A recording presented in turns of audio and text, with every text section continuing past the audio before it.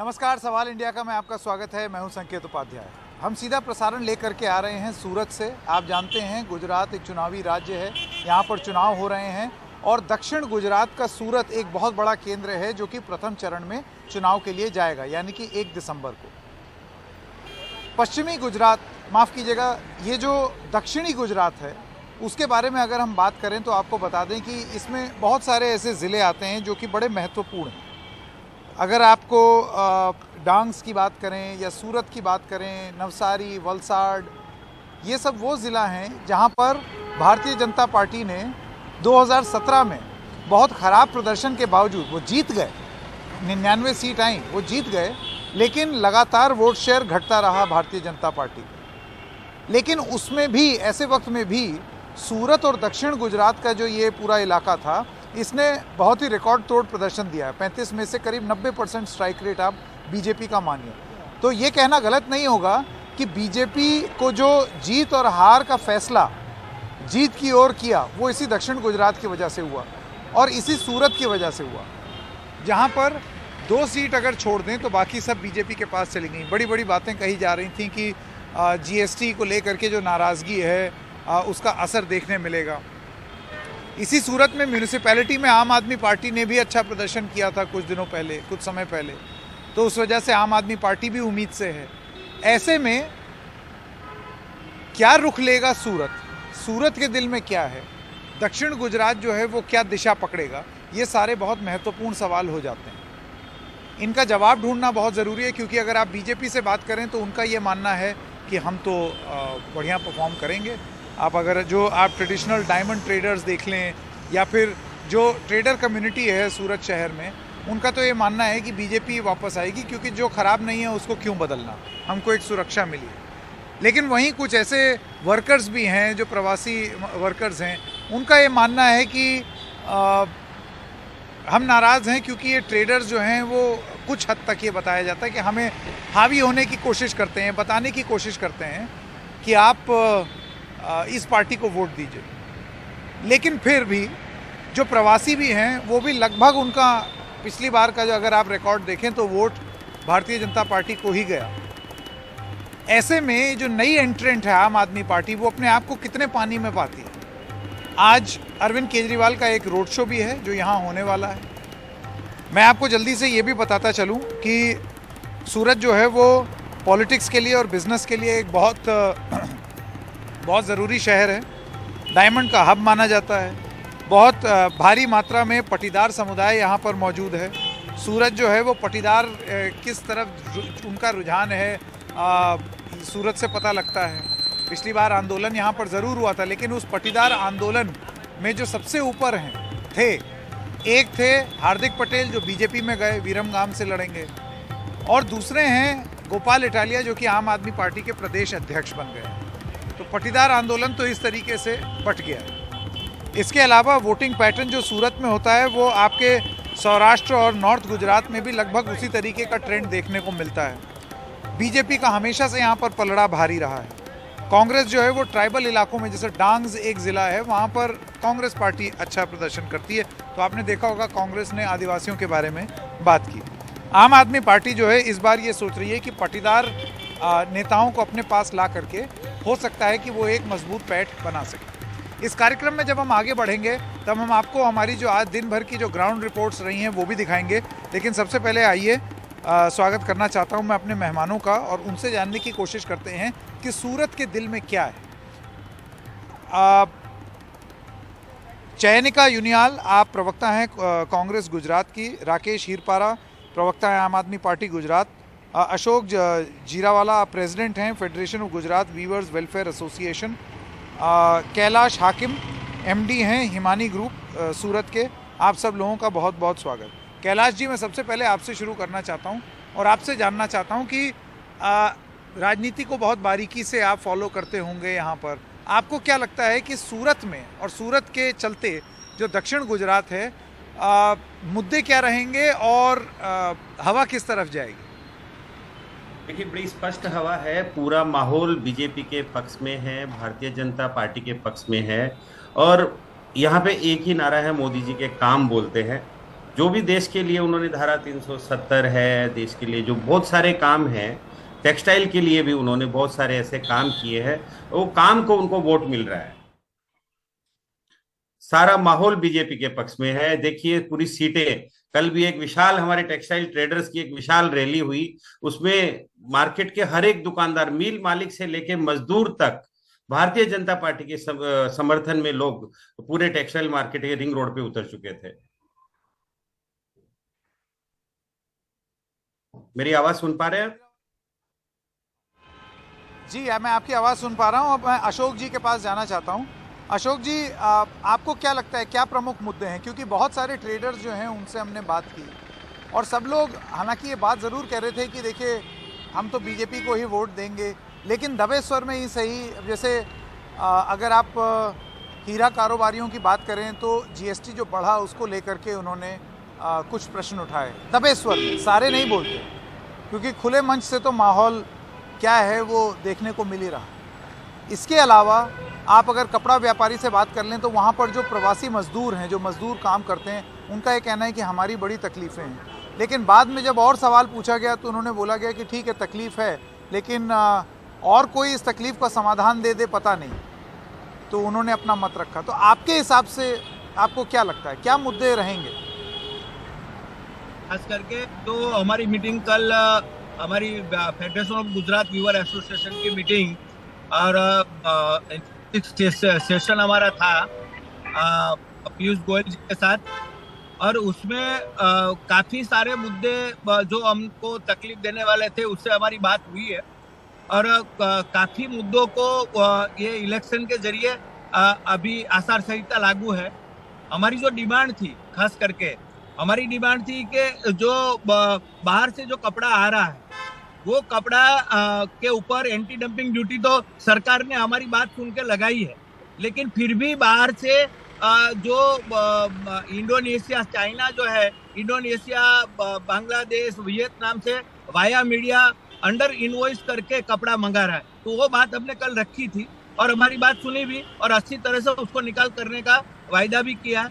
खास करके ये सूरत है वो बीजेपी का गढ़ है। यहाँ दूसरी कोई गुंजाइश मुझे तो नहीं लगती है, क्योंकि हर जो मुद्दे उसके जो मैनिफेस्टो में थे, खास करके ये गुजरात की जनता है वो धार्मिक और संस्कृति को मानती है। ये जो मंदिर का मुद्दा था, ये सवाल उठाते थे कभी कि भाई ये मंदिर वही बनाएंगे लेकिन तारीख नहीं बताएंगे। लेकिन अभी तो ये भी सबको देखने में आ रहा है कि 2024 में मंदिर बन चुका होगा और ये देश के सामने रामलला का मंदिर सब देख भी पाएंगे और उसका जो आयोजन हो रहा है वो बहुत अच्छी तरह हो रहा है। दूसरी बात हम कहना चाहेंगे कि ये जो 370 का कलम, ये 75 साल में कोई भी नहीं हटा पाया है। ये संघ के जी जीरावाला जी, अशोक जी, मैं आपसे ये जानना चाहता हूँ, देखिए आप बाकी मुद्दों के बारे में ज़रूर बात कर रहे हैं, लेकिन अब आप federation of Gujarat weavers welfare association के प्रेसिडेंट हैं, तो एक उम्मीद जताई जा सकती है कि आप वीवर्स के बारे में कुछ बताएंगे या वीवर्स की तकलीफ़ों के बारे में बताएंगे, या जो समाधान आप चाहते थे उस पर आपको समाधान मिले या नहीं मिले। बाकी तो सब देखिए चीज़ें हैं, ठीक हैं, अब आपको डायरेक्टली अफेक्ट करती हैं नहीं करती हैं वो एक बड़ा मुद्दा है, लेकिन आपका जो मुद्दा है उस पर आप क्या कहेंगे? हमारा जो मुद्दा था, कल हमने 5 मुद्दे रखे थे सरकार के सामने। ये अभी तो इलेक्शन का माहौल था, लेकिन हमने ये मुद्दे सरकार के सामने रखे हैं। क्या आने वाले दिनों में ये जो टेक्सटाइल में हमारी जो सबसे बड़ी तकलीफ थी वो टफ की तकलीफ थी कि टफ 6 महीने से बंद किया हुआ है।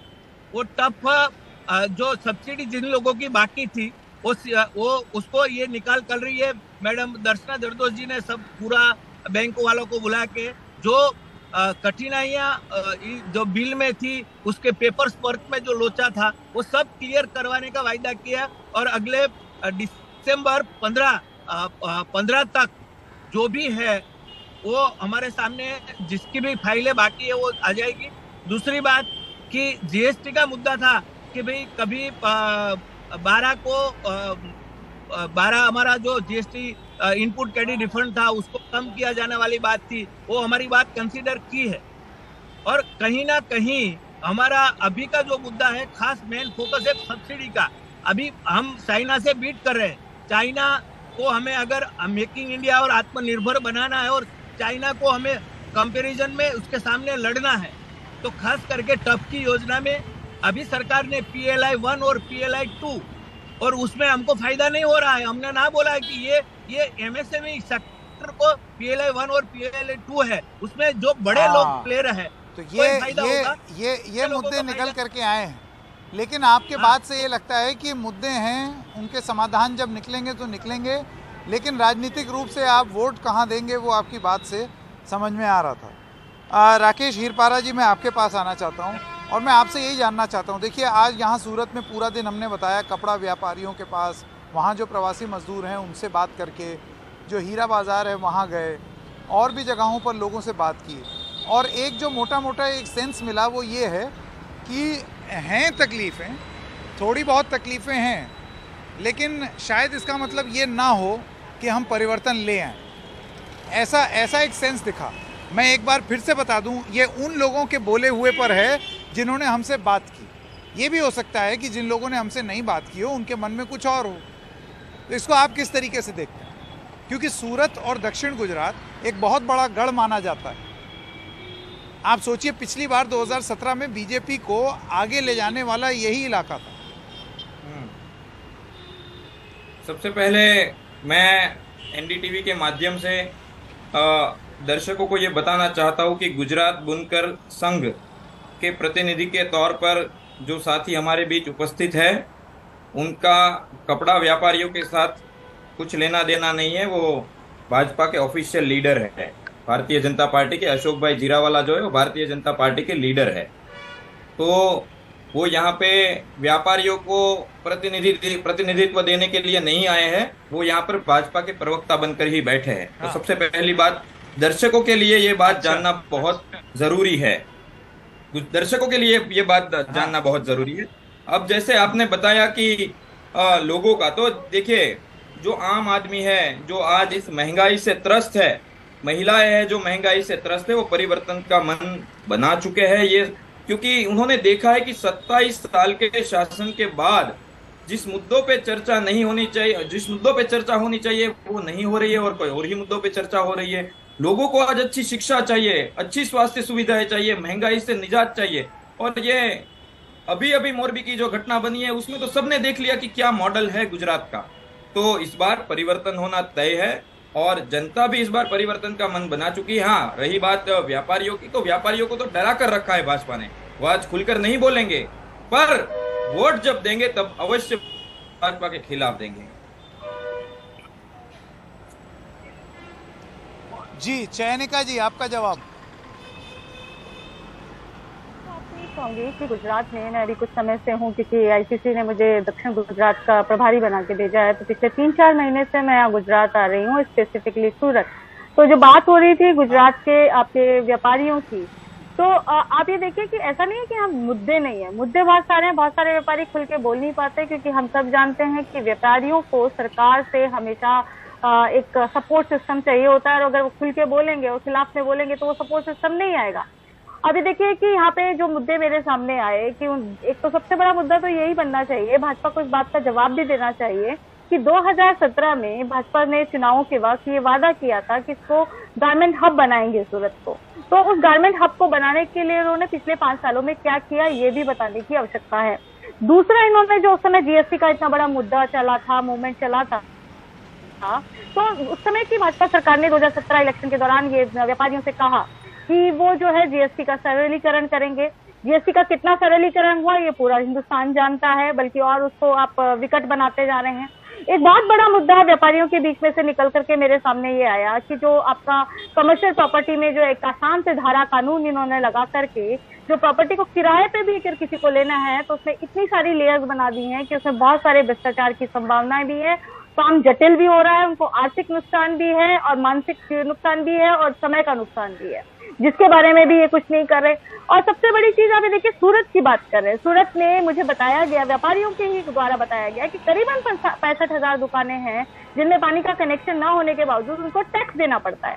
और सबसे बड़ी चीज, अभी भारत सरकार जो 5 करोड़ तक के टर्नओवर वालों के लिए इनवॉइस को आवश्यक कर रही है, उससे तो ये हो रहा है कि जो छोटे व्यापारी हैं उनके लिए फिर से एक तरह से हम जब कहा पूरा दुनिया मुक्त व्यापार की तरफ बढ़ रही है और आप छोटे व्यापारियों के लिए व्यापार करना और जटिल बना रहे हैं। और सबसे बड़ी चीज, क्योंकि सूरत जो है वो टेक्सटाइल इंडस्ट्री है, हम सब जानते हैं, और टेक्सटाइल में जो केमिकल है, कोयला है, इनके भाव जो ऊपर नीचे होंगे उसके हिसाब से टेक्सटाइल इंडस्ट्री पे भी असर पड़ेगा। तो जो कोयला और केमिकल्स के भाव जो अनियंत्रित हो रहे हैं, वहां जो महंगाई हो रही है, उसका असर जो है वो टेक्सटाइल उद्योग पर भी पड़ रहा है और टेक्सटाइल उद्योग जो है इस चीज से बहुत बुरी तरह से अभी जूझ भी रहा है। आपने प्रवासी मजदूरों की बात की, प्रवासी लोगों की बात की। आप ये देखिए, यहाँ पे अच्छी खासी संख्या में प्रवासी लोग हैं जो मजदूरी करके अपना काम चला रहे हैं। उनके बहुत सारे मुद्दे हैं जिसपे भाजपा कभी नहीं बोलती।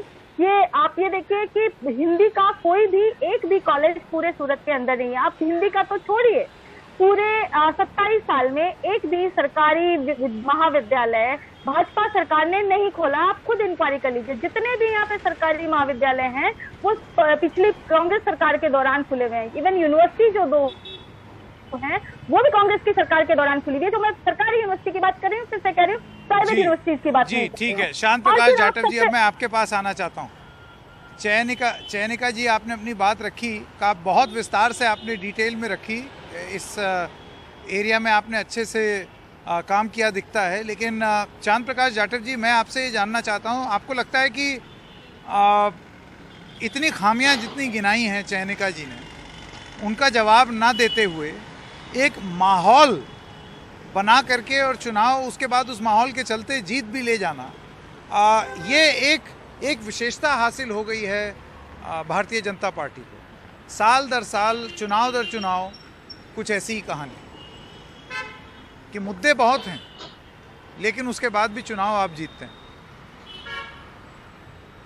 संकेत जी, इस वक्त गुजरात में तमाम तरीके की बातें अलग अलग जगहों से हमें सुनने को मिल रही हैं। लोगों का अपना अपना परसेप्शन है, सभी पार्टियां अपना अपना पक्ष भी रख रही हैं, मगर सबसे महत्वपूर्ण बात यह है कि भारतीय जनता पार्टी ने गुजरात में जो डेवलपमेंट किया, विकास किया है, उसके आधार पर हम अनवरत जीतते चले आ रहे हैं और इस बार भी हमारी स्थिति वही रहने वाली है कि हम और बेहतर पोजीशन में रहेंगे। अभी हम सूरत में हैं, सूरत की जो हम बात कर रहे हैं, सूरत में आम आदमी पार्टी ने अभी कुछ पार्षद की सीटों पर 20-25 सीटों पर उन्होंने वो जीते हैं, तो वो ये मान करके बैठे हैं कि वो सूरत में जो है वहां पर काबिज हो गए।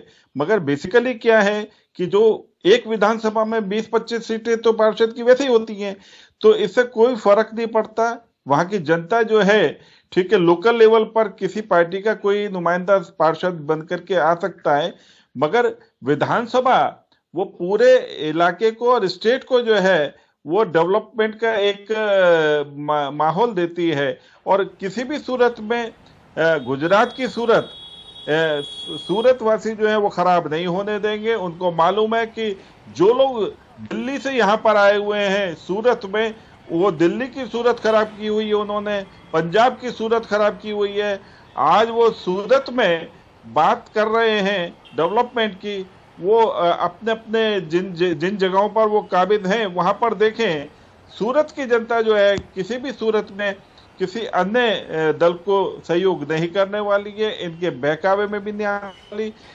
क्या है, गुजरात जो है वो एक व्यापारिक राज्य है, इसने पूरे देश को एक व्यापारिक साधन मुहैया कराए हैं। व्यापार के तमाम मौके जो हैं, देखो जिस वक्त में पश्चिम बंगाल में नैनो कार जो है उसको बंद कर दिया गया, तो उस वक्त गुजरात में वो इस्टेब्लिश हुआ।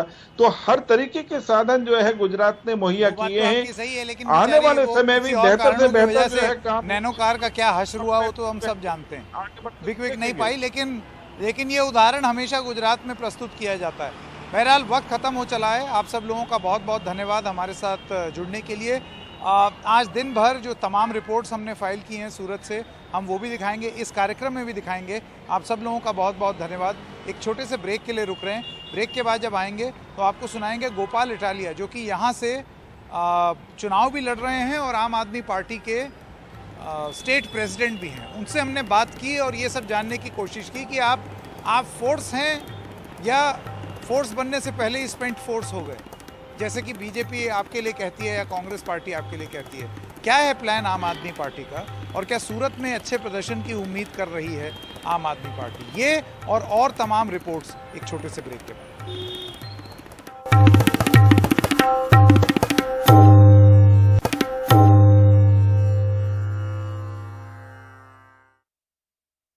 ब्रेक के बाद आपका स्वागत है। आइए अब आपको सुनाते हैं गोपाल इटालिया, जो कि आम आदमी पार्टी के प्रदेश अध्यक्ष हैं और यहाँ पर सूरत में एक विधानसभा क्षेत्र से चुनाव लड़ रहे हैं। वो जब कैंपेनिंग कर रहे थे, प्रचार कर रहे थे, आज शाम को अरविंद केजरीवाल का भी रोड शो है, लेकिन डोर टू डोर कैंपेनिंग आम आदमी पार्टी की चालू है।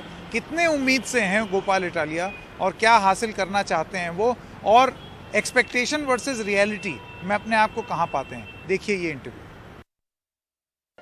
कैसा माहौल लग रहा है यहाँ पर? अच्छा है। हाँ? अच्छा, बहुत अच्छा है। हाँ। बढ़िया है। लोग आम आदमी पार्टी को बहुत प्यार कर रहे हैं। हाँ। और इस बार झाड़ू को वोट देंगे। और आज अरविंद केजरीवाल खुद रोड शो करने जा रहे हैं यहाँ पर। हाँ, बहुत अच्छा है। हाँ। लोग अपने नेता अरविंद केजरीवाल को बहुत प्यार करते हैं। इस सूरत में आपको क्या लगता है कि क्यों आप ये उम्मीद है आपको कि बदलाव या परिवर्तन होगा? ऐसा क्या है सूरत में?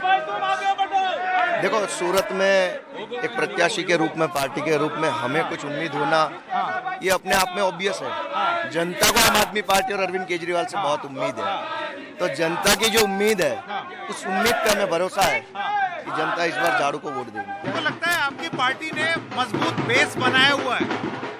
ऑब्वियस बनाया हुआ है। पूरे प्रदेश में आज कांग्रेस से 1000 गुना ज्यादा स्थिति में आम आदमी पार्टी है। इक्वल टू बीजेपी हमारा संगठन है, इक्वल टू बीजेपी हमारा कैंपेन है, इक्वल टू बीजेपी हमारा मैनेजमेंट है। हर एस्पेक्ट में आम आदमी पार्टी बीजेपी को फाइट दे रही है। इस आरोप के बारे में आप क्या कहेंगे कि आप यहाँ पर सिर्फ कांग्रेस का मत खराब करने के लिए आए हैं? ना आप जीतेंगे ना कांग्रेस को जीतने देंगे। आपको बी टीम कहा जाता है। कह ले कुछ भी, कांग्रेस खत्म हो चुकी है। कांग्रेस में कुछ लोग पिछले चुनाव में बीजेपी में चले गए, कुछ लोग अभी चुनाव से पहले चले गए, कुछ लोग अभी जा रहे हैं, कुछ लोग चुनाव के बाद बीजेपी में चले जाएंगे। जब कांग्रेस का कोई लेना देना नहीं है, खत्म हो चुकी है, फिर क्या बात होगी?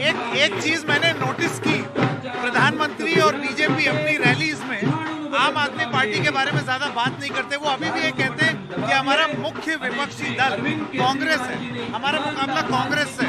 तो जानबूझ के वो लोग एक कमजोर प्लेयर को अपने ओपोनेंट के रूप में चुन रहे हैं। दम में तो बताया कि उनकी लड़ाई आम आदमी पार्टी से है। सबको चाहिए कि कमजोर प्लेयर से खेलेंगे और जीत जाएंगे। ये सालों से होता आया था। कांग्रेस कमजोर प्लेयर थी, उससे खेल लेते थे, जीत जाते थे, मजा आता था। लड़ ले हमसे। हम आए ईमानदार पार्टी के रूप में, युवा जनरेशन को लेकर के साथ में। हम वो स्ट्रॉन्ग प्लेयर को पसंद नहीं करते, इसलिए लोगों को भ्रमित करने के लिए ये कहते हैं कि उनकी लड़ाई कांग्रेस से। असल में वो मजबूत पार्टी से लड़ना नहीं चाहते, वो कमजोर पार्टी से लड़ना चाहते हैं। अच्छा, आप बहुत लंबे हैं, लेकिन एक आरोप जितना लंबा एक आरोप ये लगता है कि आप बहुत लंबे लंबे वादे कर रहे हैं, अपनी हाइट जितने अभी तो हम पूरा नहीं कर पाएंगे। अभी तो गुजरात की और मेरी बात करूं, राजनीति में हमारा शुरुआत तक नहीं हुई हमारी। पहला चुनाव है, लड़ रहे हैं और अभी से आरोप ही आरोप। जिन्होंने 27 साल से सरकार चलाई, 8 साल से केंद्र में सरकार चला रहे, उनके पास यही काम रह गया कि हम जैसे न्यू कमर्स फ्रेशर्स के ऊपर आरोप लगाते जाए। भाई आप अपना काम दिखाओ। हम पहली बार लड़ रहे हैं, हम जो वादे कर रहे हैं, हम जो कह रहे हैं, वो दिल्ली में करके दिखाया है, पंजाब में चालू हो चुका है। गोपाल भाई, ये वही सूरत है और ये वही दक्षिण गुजरात है जहां पर इतना जीएसटी को लेकर प्रदर्शन हुआ, लेकिन फिर भी बीजेपी जीत गई 2017 में, क्योंकि बीजेपी का ऑप्शन नहीं था कोई। लोग बीजेपी को वोट देना नहीं चाहते थे। आज नहीं, पिछले 3 चुनाव देख लीजिए विधानसभा के, जनता ने हर बार बीजेपी को पिछली बार से कम सीट दिया है। चाहे 12 का चुनाव 17 का हो, चाहे 7 का हो, हर बार जनता ने बीजेपी की सीट को कम किया। ये दिखाता है कि बीजेपी लोगों की चॉइस नहीं, मजबूरी थी। लेकिन कांग्रेस तो कभी ऑप्शन में रही नहीं। इस बार अच्छा ऑप्शन मिला है, तो इस बार जनता खुल के वोट देगी, दबा के आम आदमी पार्टी को। मेरा आखिरी सवाल, आपका प्रेडिक्शन क्या है? मेरा नहीं, जनता का प्रेडिक्शन बहुत अच्छा क्या? है। जनता इस बार एक फिगर तो बताइए ताकि फिर 8 दिसंबर को मैं आपसे पूछ सकूं। फिगर तो जो सट्टे वाले होते वो बता सकते हैं, मैं सट्टे खेलता नहीं हूँ। नहीं, लेकिन फिर भी एक आपके मन में एक कैलकुलेशन तो होगी। मन में उम्मीद है, हाँ। मन में विश्वास है कि जनता इस बार झाड़ू की सरकार बनाएगी, अपनी खुद की सरकार बनाएगी। चलिए गोपाल जी, बहुत बहुत धन्यवाद, so much. बहुत Thank बहुत you. धन्यवाद।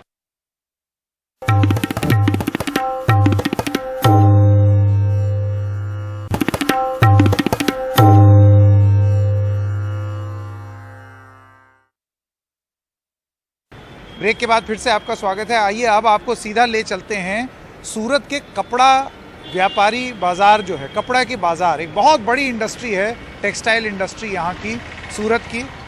लाखों करोड़ रुपए का कारोबार रहता है यहाँ पर।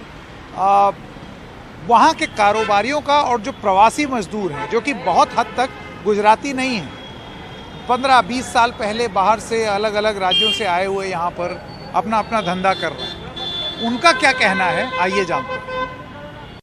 सूरत की पहचान सिर्फ डायमंड का कारोबार ही नहीं है, कपड़ा व्यापार भी है। और ये जो पूरी सड़क आप देख रहे हैं, इसमें किलोमीटर तक बड़ी बड़ी इमारतें हैं दोनों तरफ, जहां पर कपड़ा व्यापारी अपना बिजनेस कर रहे हैं। ऐसी एक बाज़ार ये भी है, जैसे कि आप देख सकते हैं कई हज़ार दुकानें यहाँ पर। बहुत सारे कपड़ा व्यापारी हैं जो टेक्सटाइल व्यापारी हैं। बहुत हद तक यहाँ पर टेक्सटाइल व्यापारी जो हैं वो गुजराती हैं भी नहीं, अलग अलग जगहों से आए हैं और यहाँ पर आकर के अपना धंधा कर रहे हैं, अपना बिजनेस जमा रहे हैं और पैसा कमा रहे हैं। कई करोड़ रुपए का कारोबार ये है। और यहाँ पर प्रवासी मजदूर भी बहुत सारे होते हैं जो कि ये कपड़ा, जैसे कि आप ये देख सकते हैं कि इसमें लादा जा रहा है। यहाँ दुकानों से लद करके ये गोदाम से आता है और उसके बाद दुकान से फिर बल्क में ही होलसेल में ये जा भी रहा है देश के अलग अलग कोने से। अब राजनीति भी तेज़ है और यहाँ पर जो कपड़ा व्यापारी हैं उनको भी रिझाने का पूरा प्रयास है। जैसे कि मैं आपको दिखा दूँ, एक ऐसा राज्य जो कि गुजराती ज़बान में बड़ा गुजराती अस्मिता और गुजराती ज़बान में बड़ा फ़ख्र महसूस करता है। अगर आप ये पोस्टर देखें, अंदर की ओर लगा है चुनाव प्रचार का पोस्टर, जिसमें हिंदी में लिखा है सबका लाडला सबका प्यारा हर्ष सांघवी, जो कि MOS होम है गुजरात सरकार में। सूरत का हर्ष, हर्ष का सूरत, यानी कि हिंदी ज़बान का प्रयोग, ताकि यहाँ पर जो प्रवासी हैं जो कपड़ा व्यापार करते हैं उन तक आप पहुँच सकें।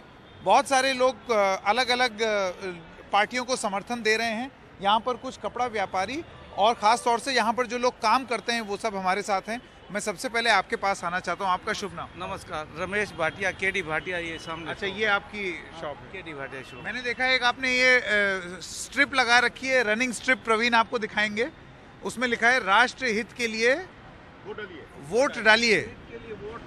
हाँ, क्या लिखा है आपने? देना चाहिए, राष्ट्र हित के लिए वोट देना चाहिए। ये संदेश किसके लिए है भाटिया जी? पूरे गुजरात के सभी के लिए, सबको वोट का अधिकार है, सबको 100% सबको वोट देना चाहिए। आपकी जबान से ऐसा लगता है कि आप गुजरात के नहीं हैं, तो आप कब आए थे यहाँ पर और कितने टाइम से आप गुजरात? हमारे को हो गए लगभग 30 साल हो गए। और कहाँ से हैं? अब हरियाणा से, रोहतक से है। रोहतक से आप यहाँ आए 30 साल पहले अपना बिजनेस यहाँ पर जमा? बिजनेस है, बहुत अच्छा है। ये जो पूरा अपना ये गुजरात स्टेट है, यहाँ पे नहीं, पंजाब, हरियाणा, UP, बिहार, सबसे यहाँ लोग आए हुए हैं और सब मिलजुल के रहते हैं। ऐसे नहीं लगता यहाँ गुजरात के कौन है और पंजाब के कौन है, हरियाणा के कौन से।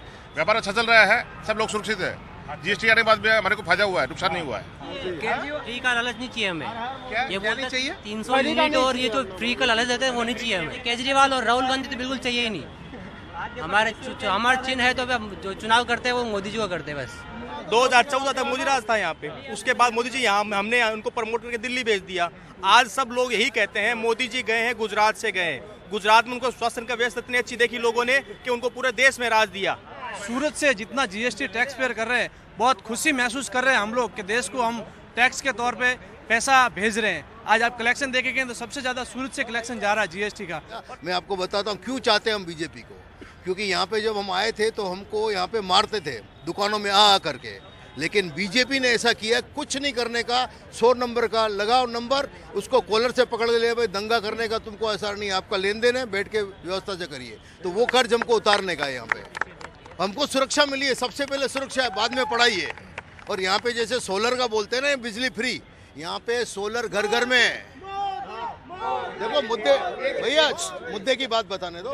यहाँ पे घर घर में सोलर लगा, सब्सिडी दी है उस पर गवर्नमेंट ने, और वो मोदी जी ने ये नियम बनाया। तो उसमें हमको यहाँ कोई तकलीफ नहीं। यहाँ पे 60-70 लाख की बस्ती है, 30 लाख तो बाहर से लोग आए, तो रोजगार तो यहाँ पहले ही है। कहाँ की रोजगार की कमी है? और क्या रोजगार कपड़ा मार्केट नहीं, डायमंड नहीं, ये ब्रिज किसने बनाए? ब्रिज में कारीगर लगते हैं ना, तो रोजगार तो है ही है। यहाँ पे 126 यहाँ पे ब्रिज है, तो किसको समझाने आए? खाली ये तो सूरत है, और ये तो गुजरात में पूरा बीजेपी का है। तो हम तो कर्ज उतारने के लिए वोट देंगे। अच्छा, तो आप कर्ज उतारने के लिए ये वोट देंगे? मेरे को सुरक्षा, मेरे बेटे ने यहाँ कर्फ्यू नहीं देखा है। 29 साल का लड़का है मेरा। इसका क्या मतलब हुआ? आपके घर में अगर कलेश नहीं है, झगड़े नहीं है, तो तरक्की होगी। हमारे यहाँ पे बेटे ने, मेरे ने कर्फ्यू नहीं देखा, दंगा फसाद देखा नहीं है। दंगा फसाद तो हुआ था 20 साल पहले। आप समझे नहीं। बीजेपी कब आई? 27 साल से है ना, तो कवर करने में टाइम तो लगेगा ना। मेरे बच्चे 4 बच्चे, कोई अच्छा है कोई बुरा है, तो उसको समझाने में टाइम तो लगेगा ना। तो वो व्यवस्था है। ये मिलेनियम मार्केट को इतना बसाने में टाइम तो लगेगा ना। पहले तो यहाँ पे फ्री में 5000 में दुकान मिलती थी, तो कैसे ये बसा? आज मिलेनियम हब है ना, तो फिर। और कोई भी काम के लिए आप फोन करो पुलिस चौकी में जाके, मैं थोड़ी बोलता हूँ बीजेपी का हूँ। बिल्कुल उनको बुरा ऑर्डर दिया हुआ है कि कोई भी व्यक्ति आता है, मानवता के हिसाब से आप उसको काम करो। कोई यहाँ की पुलिस ऐसे थोड़ी कि भाई भतीजावत करती है।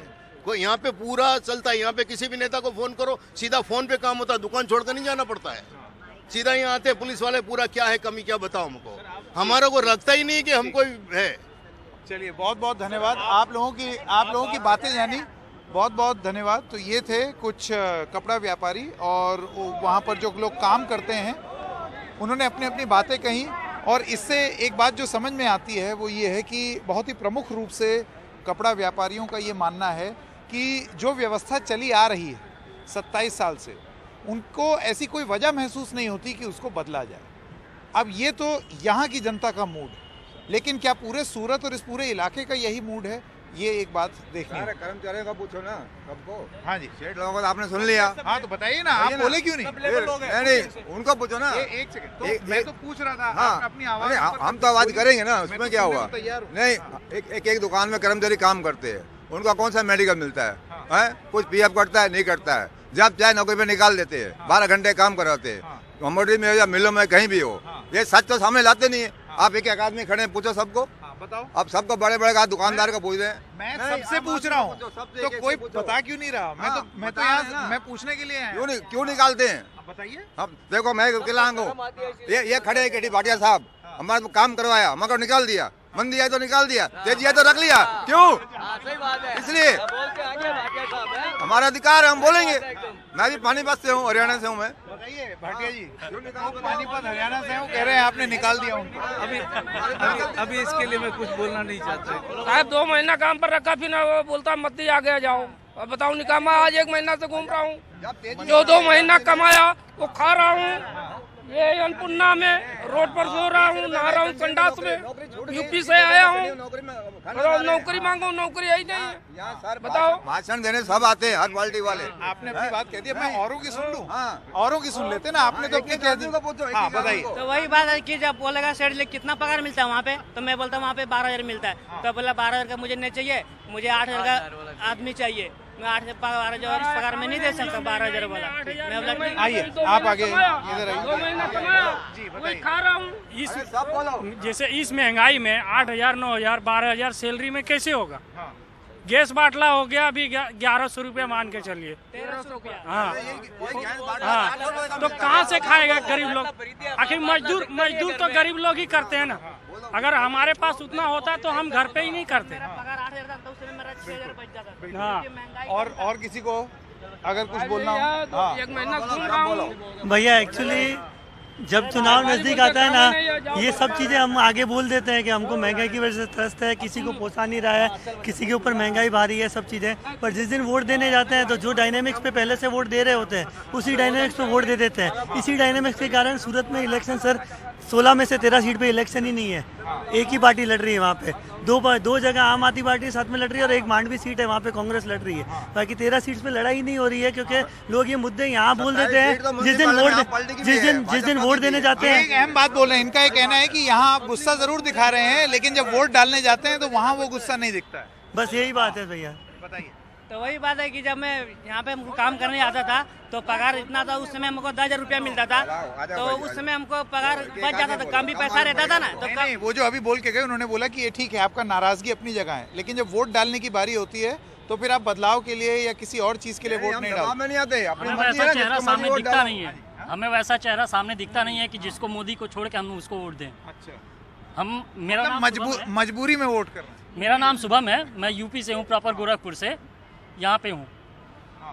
ये समझ लीजिए कि मतलब जो भी है, यहाँ यूपी से मैं आया हूँ जॉब करने, यहाँ पे खुलेआम जय श्री राम का नारा लगा सकता हूँ। ये केवल है तो मोदी की वजह से मुमकिन है। पिछले 7-1 साल हो गए, अब तो वो दूसरे चीफ मिनिस्टर आ गए हैं, लेकिन अभी भी आपके मुंह से स्टेबिलिटी अगर चाहिए गुजरात के अंदर तो बीजेपी हमको चाहिए स्टेबिलिटी के लिए।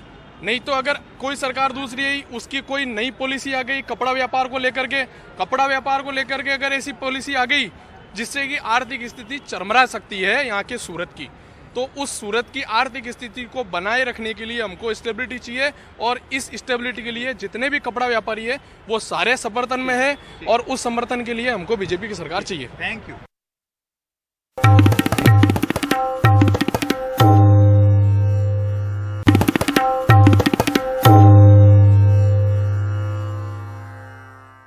पूरे देश को झकझोर देने वाले श्रद्धा हत्याकांड के आरोपी आफताब और श्रद्धा के प्रेम की कहानी इसी वसई से शुरू हुई थी, और दिल्ली पुलिस की एक टीम इस वसई में तकरीबन 5 दिन से डेरा डाले हुए है, और जितनी वो पूछताछ कर रही है, आफताब के उतने ही अलग अलग चेहरे और घिनौने चेहरे सामने आ रहे हैं। पहले ये पता चला जब इस घर में वो रहा करता था, उसके मकान मालकिन का जब बयान लिया गया तो उसने बताया कि आफताब जो है श्रद्धा की पिटाई किया करता था, दोनों में आपस में झगड़े हुए करते थे। बाद में उस गॉडविन नाम के शख्स का बयान हुआ, जिससे पता चला कि 1 नवंबर 2020 में आफताब ने श्रद्धा की बहुत बुरी तरह से पिटाई की थी। फिर मामला पुलिस थाने तक भी गया था, उन्होंने एनसी भी दर्ज हुई थी, लेकिन आफताब ने ये बताया कि अगर श्रद्धा वापस नहीं आएगी तो वो खुदकुशी कर लेगा, और आफताब के माता पिता ने भी श्रद्धा पे जोर डाला, लिहाजा वो फिर से रहने चली गई। ये भी पता चला कि बाद में 2020 में ही उसे वसई के ही ओजोन मल्टी स्पेशलिटी अस्पताल में भर्ती कराया गया था 3 दिसंबर से 6 दिसंबर तक, क्योंकि उसके शरीर में बहुत दर्द था, वो ठीक से उठ नहीं पा रही थी, बैठ नहीं पा रही थी, चल नहीं पा रही थी। यानी कि जो आफताब का जो एक विकृत रूप है, जो कि वो सामने कहीं ना कहीं उभर कर सामने आया था। अब जो नई जानकारी आ रही है कि आफताब ने जून महीने में ही अपना जो सामान है, खास करके वसई के घर का सामान दिल्ली मंगाया था, जिसके बारे में जो मीरा रोड के जो गुडलक पैकर्स एंड मूवर्स है उसका भी बयान हो चुका है, और गोविंद यादव ने उस बात की पुष्टि भी की है। लगभग 37 सामान भेजे गए थे। तो अब दिल्ली पुलिस इस बात की भी जांच कर रही है कि क्या सामान मंगाना वसई से दिल्ली उसके एक साजिश का हिस्सा तो नहीं था, क्योंकि जो हत्या हुई थी वो 18 मई को यानी कि मई महीने में कर दी गई थी, और सामान जून महीने में बनाया गया। आफताब को पता था कि आज नहीं कल श्रद्धा के बारे में उससे पूछा जाएगा, और उसका तब शुरू से यही कहना है कि श्रद्धा अपने आप झगड़ा हुआ और घर छोड़कर चली गई, लेकिन उसके लिए कुछ ना कुछ सबूत दिखाना होगा उसे। तो क्या उसने इस साजिश के तहत सामान मंगाया कि वो बता सके कि देखो श्रद्धा यहाँ थी, तब तक उसके भी सामान थे, लेकिन जब वो छोड़कर चली गई तब वो कुछ अपने सामान भी लेके चलेगी जो घरेलू सामान थे, लिहाजा मुझे वसई से अपने घर से कुछ सामान मंगाने पड़े। तो क्या उसकी ये भी पूरी सोची समझी साजिश का हिस्सा थी? ये भी पुलिस जांच कर रही है इस पूरे मामले की। यानी जितने भी जांच आगे बढ़ती चली जा रही है, और दिल्ली पुलिस की वसई में नए नए एंगल, नई नई जानकारियां उभर कर सामने आ रही है। और सबसे बड़ी बात है कि जो आफताब है इस पूरे मामले में आरोपी, जिसने कि अपने ही प्यार का कत्ल किया और उसके शव के 35 टुकड़े करके जंगलों में फेंक दिया, जिसके टुकड़ों की तलाश अभी भी वहां पर दिल्ली पुलिस कर रही है, और यहाँ पर उसका नए चेहरे उजागर हो रहे हैं। एक पूनम करके एक समाज सेविका है वसई की, उनके पास भी श्रद्धा एक बार मदद के लिए गई थी गॉडविन के साथ, और पता चला है कि उनका ऐसा बयान आया है कि श्रद्धा नॉनवेज नहीं खाती थी, इसके लिए भी आफताब उसकी पिटाई किया करता था। यानी कि आफताब का घिनौना चेहरा, घिनौना रूप, अलग अलग रूप में यहाँ पर वसई में जैसे जैसे जांच आगे बढ़ रही है वैसे वैसे आता जा रहा है। वसई से कैमरामैन अशोक माड़ी का सुनील सिंह, NDTV इंडिया के लिए।